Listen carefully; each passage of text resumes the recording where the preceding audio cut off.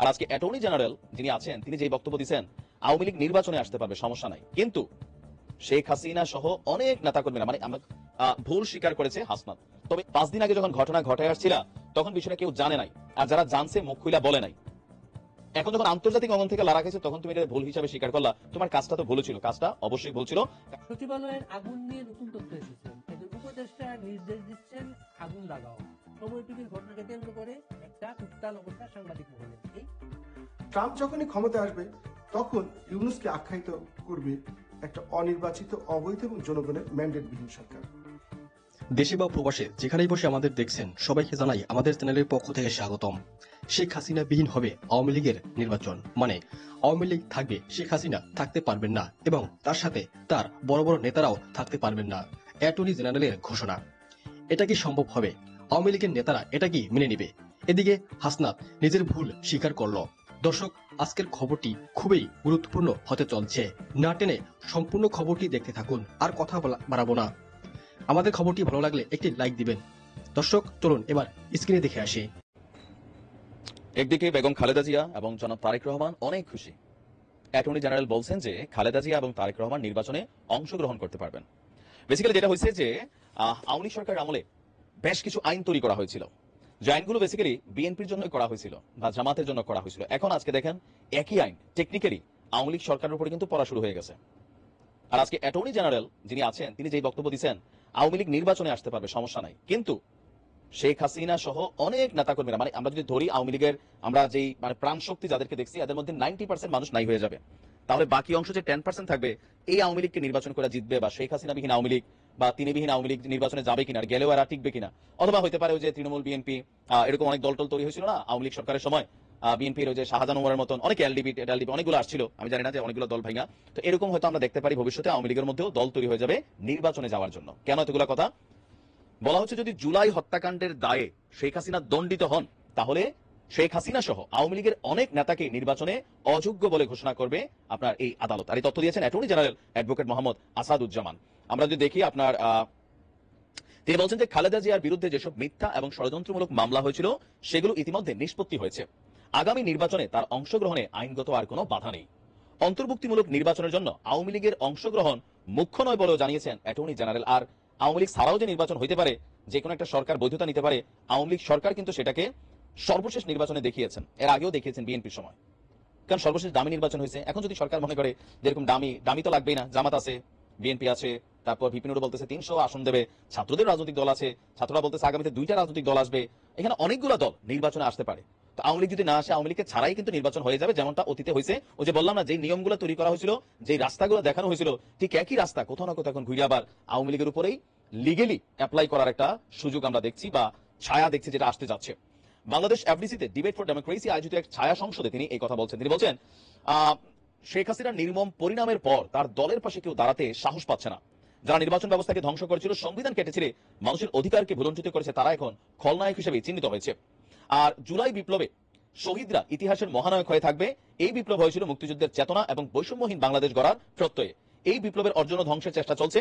আওয়ামী লীগ ভোটাধিকার হরণ করেছিল 1973 সালে কুমিল্লা থেকে, ওই বহুত পুরানা কথা আসতে আসতে যাই হোক, সর্বশেষ 3টি নির্বাচনকে প্রহসনে পরিণত করেছিল। আর এইসব নির্বাচনকে যারা কলঙ্কিত করেছিল তাদের বিচারের আওতায় এনে দৃষ্টান্তমূলক শাস্তি হওয়া উচিত। আমরা দেখছি এই বক্তব্যটা দিলেন কে?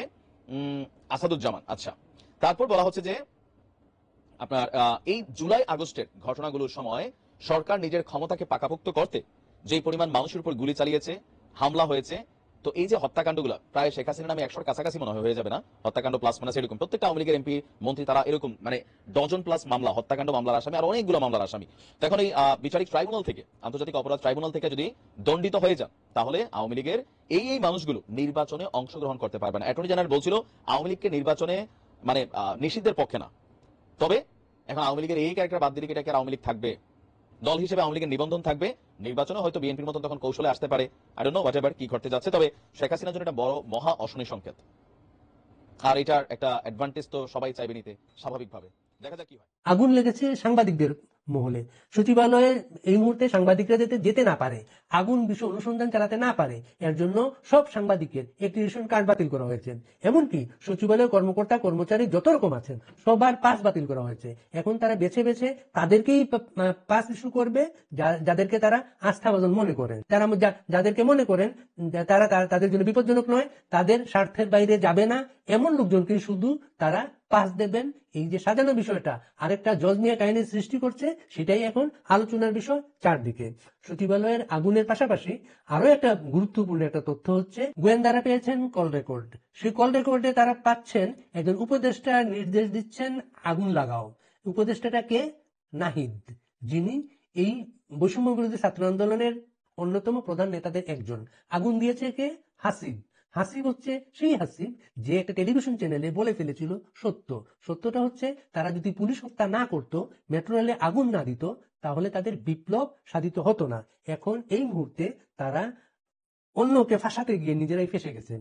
আওয়ামী লীগকে ফাঁসানোর উদ্দেশ্যে, সচিবালয়ের কর্মকর্তা কর্মচারীদের ফাঁসানোর উদ্দেশ্যে এই আগুন নাটক। এখন এই আগুনকে কেন্দ্র করে তাদের ছাড়খার একটা অবস্থান। সচিবালয়ের নথিভর্তি ট্রাক পাওয়া গেছে বরিশালে। এত নিরাপত্তা ঘেরাটোপে বাংলাদেশ সরকারের প্রধান কার্যালয়, সেখান থেকে কিভাবে নথিভুক্ত ট্রাক বেরিয়ে গেল, বরিশাল পর্যন্ত চলে গেল, সেটা নিয়ে শুরু হয়েছে নতুন জল্পনা কল্পনা। কারণ হচ্ছে এই একটা সরকার যে অথর্ব অযোগ্য সরকার নানাভাবে প্রকাশিত, সেই সরকারের আমলে যদি দেশের প্রধান কার্যালয়, প্রধান নীতি নির্ধারণী অফিস, সচিবালয়ের থেকে এভাবে নথিভুক্ত ট্রাক বেরিয়ে যায়, তাহলে আসল নিরাপত্তাটা এখানে কোথায়, সেটাই উঠেছে প্রশ্ন। সাংবাদিকদের মাঝে হতাশা বাড়ছে। শুধু হতাশা না, শুরু হয়েছে ক্রোধ। সময় টিভির ঘটনাকে কেন্দ্র করে একটা উত্তাল অবস্থা সাংবাদিক মহলে। সময় টিভির সাংবাদিক কয়েকজনকে এই সরকারি ছাত্র সংগঠনের নেতা হাসনাত আব্দুল্লাহর চাপে চাকরিচ্যুত করা হয়েছে। কোনো মিডিয়াতে এই নিউজটা সেভাবে প্রকাশ করা হয়নি। বিবিসিতে তথ্যটা এসছে, তথ্যে চাকরিচ্যুত সাংবাদিকদের দুজন তাদের বক্তব্য দিয়েছেন এবং সময় টিভির কর্তৃপক্ষ বক্তব্য দিয়েছেন। হাসনাত আব্দুল্লাহর বক্তব্য সেখানে আছে, কিন্তু হাসনাত আব্দুল্লাহর বক্তব্য ছিল ধামাচাপা দেয়া, এবং তিনি বলছেন তিনি কোনো তালিকা করেন নেই। এই তালিকা নাকি সাংবাদিক মহল থেকে এসেছে। সাংবাদিক মহল থেকে যদি কিছু করতে যাওয়া হয়, হাসনাত আব্দুল্লাহর কাছে যদি কেউ যায়, হাসনাত আব্দুল্লাহ নিশ্চয়ই একটা ছাত্র সংগঠনের নেতা, তিনি কোনো ভাড়াটিয়া গুন্ডা নন, কিন্তু তার কথায় চিহ্নিত হচ্ছে, প্রতিষ্ঠিত হয়েছে তিনি আসলে একটা গুন্ডার কাজ করেছেন। গুন্ডা কোনো ছাত্র নেতা থাকে না, সেটাই বাস্তব। সাংবাদিকদের সচিবালয়ে যেতে হয় তথ্যের জন্য, সাংবাদিকদের সচিবালয়ে যেতে হয় নানা ছবির জন্য, সচিবালয়ে নানা বৈঠক হয়। এখন আগুন তদন্তকে কেন্দ্র করে যত কার্যক্রম সচিবালয়ের ভেতরে বাইরে চলছে, এর জন্য যখন তাদের সচিবালয়ে যাওয়া দরকার, তখনই তাদের সব কার্ড পাস বাতিল করায় এটা একটা নতুন রহস্য তৈরি করেছে। সময় টিভির ঘটনার পর সাংবাদিকরা নিউজ না করলেও, সাংবাদিকরা এখন পর্যন্ত কোনো কর্মসূচিতে না গেলেও, তাদের মাঝে যে ক্ষোভ, তাদের মাঝে ক্রোধ, এগুলার যে উদ্গীরণ ঘটছে, এই তাদের এক্রিডিটেশন কার্ড বাতিল, সব সাংবাদিকের এক্রিডিটেশন কার্ড বাতিলে তার একটা বিস্ফোরণমূলক অবস্থা। এর আগে সাংবাদিক দেখে এক্রিডিটেশন কার্ড বাতিল করা হয়েছিল, বলা হয়েছিল এরা দলীয় সাংবাদিক, এবং তারা কার্ড তাদের বহাল রেখেছিলেন যাদেরকে তারা নিজেদের দলীয় সাংবাদিক মনে করেন। এখন সব ধরনের সব সাংবাদিক, সচিবালয়ে বিটে যারা কাজ করেন, যারা বিভিন্ন তথ্যের জন্য প্রতিদিন যান, এখন আগুনের তথ্যের জন্য যাদের যাওয়া দরকার, তদন্ত কমিটির সাথে কথা বলা দরকার, সেখানে এখন কোনো সাংবাদিকের যাওয়ার পথ রইল না। এটা এখন বিশাল একটা অন্ধকার তৈরি করেছে বাংলাদেশের ইতিহাসে। এ ধরনের অন্ধকার, সাংবাদিকদের এ ধরনের ক্রাইসিস আগে কখনো দেখা যায়। সরকার যে লুকোতে চাচ্ছে সেটাই এখন স্পষ্ট, কিন্তু এর মাঝে আরো স্পষ্ট কিছু লুকোনো যাচ্ছে না। তারা শুধু সাংবাদিক নয়, যারা আন্দোলনরত সরকারি কর্মকর্তা কর্মচারী, তাদেরকে আন্দোলন তারা করতে না পারেন, তাদের মহাসমাবেশ যাতে করতে না পারেন, সেজন্য সবার পাস বাতিল করেছে। কিন্তু তারাই বলছেন এটা একটা শিশুতোষ কাজ হয়েছে। কেউ যদি মনে করে আগুন লাগিয়ে তাদের আন্দোলন বন্ধ করা যাবে, সেটা সম্ভব না। আগুন লাগিয়ে কোনো নথি গায়েব করা সম্ভব না, কারণ এগুলো সব নথির এখন কিন্তু ডিজিটাল সংস্করণ রয়েছে, কপি রয়েছে নানা জনের ফাইলে, নানা ইমেইলে। সচিবালয়ের আগুন বাংলাদেশকে প্রশ্নের মুখে দাঁড় করিয়েছে। বাংলাদেশ কোন ধরনের একটা সরকারের নেতৃত্ব দিচ্ছে, যে সরকারকে বলা হচ্ছিল জনমানুষের সরকার, সে সরকার জনবিচ্ছিন্ন হয়ে একটা আত্মঘাতী পথে যে হাঁটতে শুরু করেছে। সচিবালয়ের আগুন এখন সেটা একটা জ্বলন্ত উদাহরণ। দেখেন, এরা কোথাও না কোথাও তো বাচ্চা মানুষ, ভুল করবেই, বাচ্চারা ভুল করবে। তবে কেউ কেউ বলছেন ভাই এরা কিন্তু সাধারণ বাচ্চা না, একটা সরকার পতন ঘটাই ফেলছে, আপনি এদেরকে কিভাবে বাচ্চা বলেন? এরা বাচ্চা না, এরা সবাই অ্যাডাল্ট, ম্যাচিউর, এবং কি এরা ক্যাপাবল। তো তারপরেও এই মুহূর্তে যখন মানুষ ক্ষমতায় থাকে, তখন নানান ধরনের প্রেতাত্মা ভিতরে ভর করে বসে। যে আমার পছন্দ হয় নাই, আমার ভালো লাগে নাই, আমার বিরুদ্ধে তুমি কাজ করছো, সো আমার হাতে যখন পাওয়ার আসছে তোমার মুখ আমি বন্ধ করে দিব। আসলে এইটারই তো আমরা পরিবর্তন চাই। যদি অপরাধী হয় আইনের আওতায় আনবে, আইনের শাসন এস্টাবলিশ করবে, এটাই তো হওয়ার কথা। কিন্তু কোথাও না কোথাও সমন্বয়করা কিছু কিছু জায়গায় তাদের বর্তমানে যে প্রভাব বা শক্তি প্রতিপত্তি আছে এইটারই প্রয়োগ করছেন। আর এই প্রয়োগের ফলে কি হচ্ছে, আপনার নানান ধরনের ঘটনা ঘটছে, সবগুলো হতে পত্রিকায় আসে না। কিন্তু যখন এএফপি, বিবিসির মতন গণমাধ্যম নিউজ করে বসছে, তখন তো ভাই আর কোনো উপায় নাই। তবে আমরা সমন্বয়কদের প্রতি যেটা পরামর্শ দিব, ক্ষমতা বড় খারাপ জিনিস। সাদ্দামও বেঁকে গেছিল, মনে করছিল যে আমার উপরে আর কি আছে, তাই না? এরকম বলতো না যে আন্দোলন আসবে যাবে, ছাত্রলীগ থাকবে। তো আজকে কিন্তু সেই ছাত্রলীগই টেকনিক্যালি নাই করা হয়েছে। তো তোমরাও সমন্বয়করা এই ইউনূস সরকার পর্যন্ত হয়তো যতটা প্রভাব প্রতিপত্তি থাকবে, রাজনৈতিক সরকার আসলে এগুলো থাকবে না। আর কারোর কথায় কান দিয়া যে ভুলটা করছো, প্রথমবার জাতি হয়তো এই ভুলের জন্য ক্ষমা করবে, কিন্তু এগুলো ঝামেলার বিষয় হবে। যাই হোক, ভুল স্বীকার করেছে হাসনাত। তবে এইটাকে কেউ কেউ বলছেন যে ডাবল স্ট্যান্ডার্ড। কেন? 5 দিন আগে যখন ঘটনা ঘটে আসছিল, তখন বিষয়টা কেউ জানে নাই, আর যারা জানছে মুখ খুইলা বলে নাই। এখন যখন আন্তর্জাতিক অঙ্গন থেকে লড়া খাইছে, তখন তুমি এটা ভুল হিসাবে স্বীকার করলা। তোমার কাজটা তো ভুল ছিল, কাজটা অবশ্যই ভুল ছিল।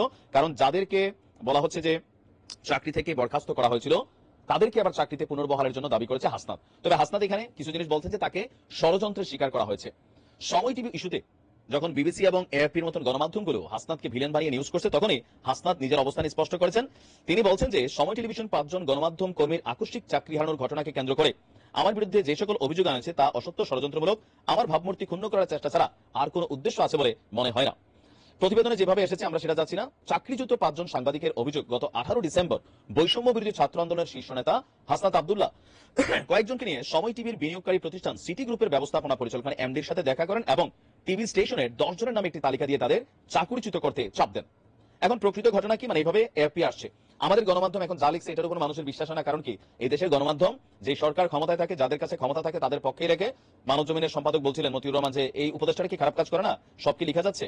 এটা হতে পারে, কারণ এই গণমাধ্যমের এইসব কথাগুলো মানুষ বিশ্বাস করে না। তারপরেও প্রকৃত ঘটনাটা হাসনাত বলছে কোনটা, যে সময় টিভি অবশ্যই আওয়ামী লীগ সরকারের সময় যে কোনো অবৈধ মানে আকাম কুকামকে বৈধতা দিয়েছে সময় টিভি গণমাধ্যমে। এটা বাস্তব, এটা অস্বীকার করার সুযোগ নাই।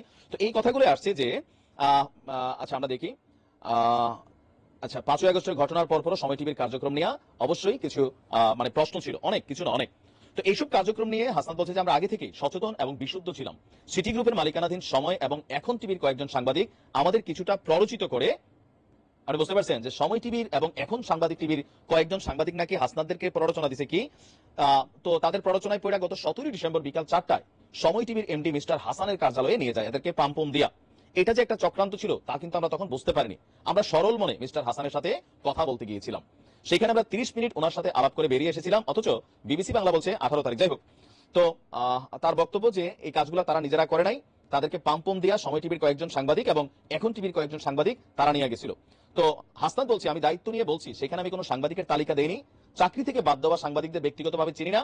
বার্তা সংস্থা এএফপি এবং বিবিসি বাংলার কাছে আমি চ্যালেঞ্জ দিচ্ছি যে আমি সিটি গ্রুপ এবং সময় টেলিভিশন কর্তৃপক্ষকে কোনো সাংবাদিকের তালিকা দিয়েছি এবং কাউকে বরখাস্তের চাপ দিয়েছি, সেটার সপক্ষে যদি তাদের কাছে কোনো প্রমাণ থাকে তারা যেন হাজির করেন। যদি হাজির করতে না পারেন তবে তা যেন তারা স্বীকার করেন। আমি মনে করি মিস্টার হাসান অভিযোগ করেছেন, এটা এক ধরনের প্রতিবেদনের মূল ভিত্তি হতে পারে না। আচ্ছা, তো এখন আবার সময় টিভি সুন্দর, যে সরকার ক্ষমতায় থাকে, যারা ক্ষমতায় থাকে তাদের কথা খুব সুন্দর শুনে। দর্শক, এতক্ষণ ভিডিওটি দেখার জন্য আপনাকে ধন্যবাদ। সমন্বয়করা কতটা ভয়ঙ্কর কাজ করেছে সেটা তারা কোনো একদিন বুঝতে পারবে। যদি কোনোদিন আওয়ামী লীগ ক্ষমতায় আসতে পারে তাহলে কঠিন থেকে কঠিন শাস্তি দেওয়া হবে এই সমন্বয়কদের। দর্শক, আপনাদের কাছে কি মনে হয় কমেন্টস করে আমাদের জানাতে পারেন। শেখ হাসিনা বাংলাদেশে ফিরতে পারবে কিনা সেটা নিয়ে চলছে তুমুল আলোচনা। তবে জানুয়ারিতে ডোনাল্ড ট্রাম্প ক্ষমতায় বসার পর আওয়ামী লীগের ক্ষমতা ফিরে পেতে পারে। এদিকে ভারত থেকে শেখ হাসিনাকে দেশে ফিরিয়ে এনে শাস্তি দিতে চাইছে উপদেষ্টা ও সমন্বয়করা। সেটা সম্ভব হবে কিনা দর্শক আপনাদের জানা থাকলে আমাদের অবশ্যই জানাবেন। এদিকে সমন্বয়কদের মধ্যে ঝামেলা বেঁধে গেছে। এদিকে হাসনাত নিজের ভুল স্বীকার করলো, তবে এই ভুল কতটা ক্ষমার যোগ্য হবে সেটা এখন দেখার বিষয়। দর্শক, আমাদের খবরটি ভালো লাগলে একটি লাইক দিবেন, আর যারা নতুন আছেন চ্যানেলটি সাবস্ক্রাইব করে পাশে থাকবেন। সকলে ভালো থাকবেন, সুস্থ থাকবেন, ধন্যবাদ।